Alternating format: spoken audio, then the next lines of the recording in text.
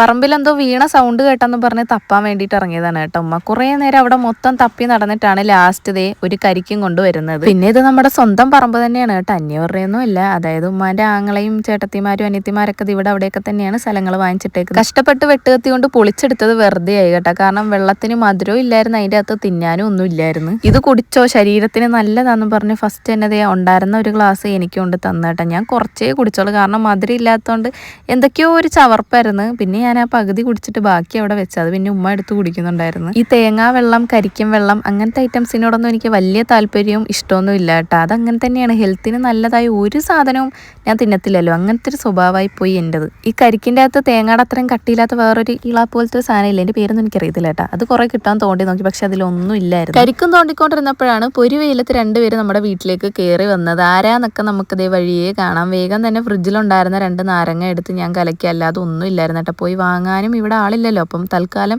ഞാൻ നാരങ്ങ വെള്ളം കൊടുത്തത് അഡ്ജസ്റ്റ് ചെയ്ത്. കല്യാണം കഴിഞ്ഞിട്ട് ഓരോ സ്ഥലത്തെയും സൽക്കാരവും പിന്നെ ഇവരുടെ ചെറിയ ചെറിയ ട്രിപ്പും കാരണം ഇങ്ങോട്ട് വരാൻ ഇതാക്കൊരു സമയം കിട്ടിയില്ലായിരുന്നു. അപ്പോൾ ഇന്നതേ സുനീറായിട്ട് വന്നതാണ്. നമ്മുടെ വീട് പണിയൊക്കെ കണ്ട് കുറേ നേരം വർത്താനമൊക്കെ പറഞ്ഞിട്ടാണ് രണ്ടുപേരും തിരിച്ചു പോയത്.